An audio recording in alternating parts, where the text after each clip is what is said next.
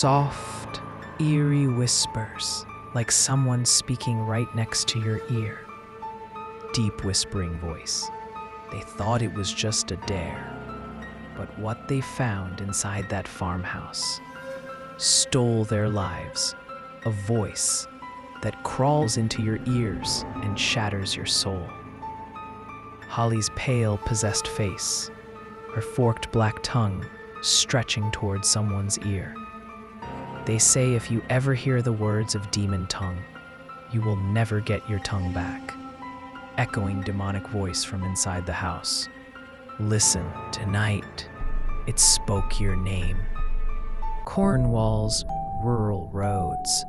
Nighttime. Strong winds howl as heavy clouds gather, rain threatening to fall. Ethan, Holly, and Mason are driving an old Jeep toward the abandoned farmhouse.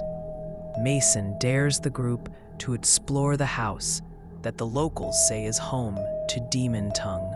Holly, I really don't think this is a good idea, Ethan. People say this place is haunted.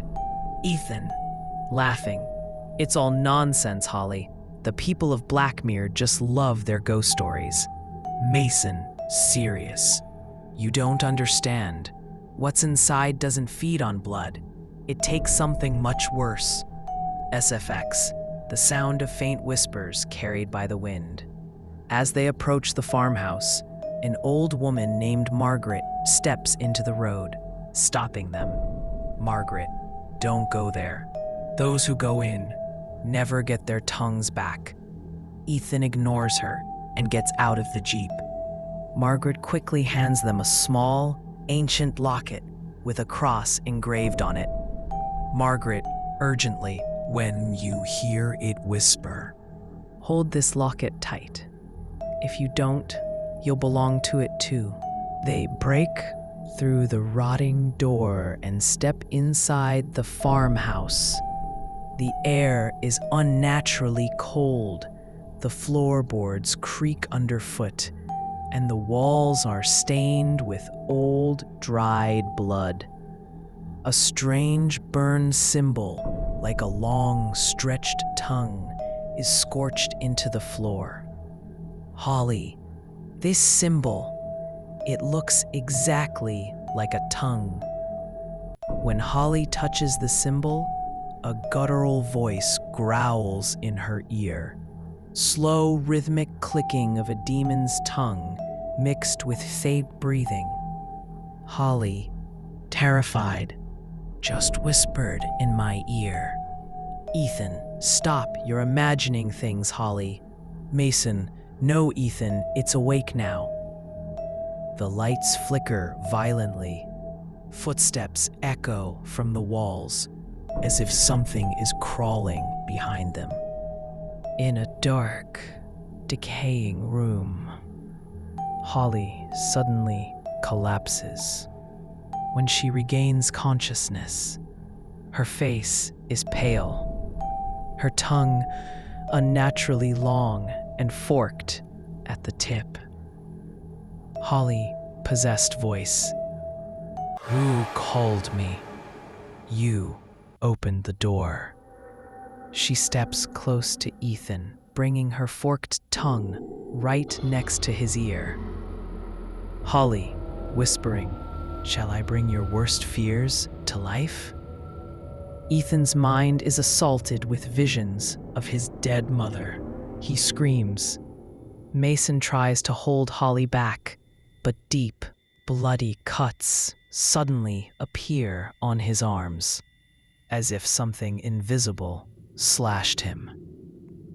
Cena.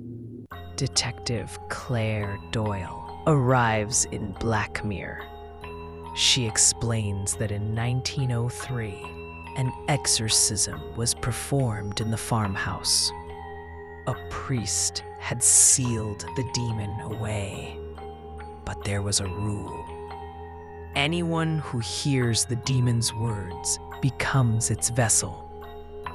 Claire meets Margaret. Margaret, demon tongue doesn't just take your tongue. It turns your soul into its tongue. You speak only for it. Claire, Ethan, and Mason return to the farmhouse to save Holly. The demon uses Holly's body to emotionally break Ethan. Holly, demon voice. You wanted to save your mother, didn't you? Then listen to me, in her voice. Ethan is about to give in.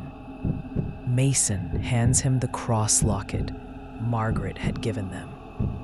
Ethan presses it against Holly's forehead. A deafening demonic scream shakes the entire house. The demon is expelled from Holly's body. But there's a twist. It enters Ethan instead. His expression becomes eerily calm. Ethan, whisper, "Now, I will become the tongue for all of you." The screen fades to black. Narrator, demon tongue never dies.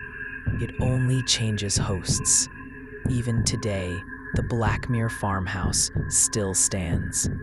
On quiet nights, you can still hear whispers inside, calling your name.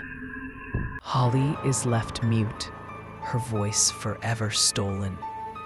Mason and Claire promise to come back for Ethan, but deep down, they know he's no longer Ethan at all.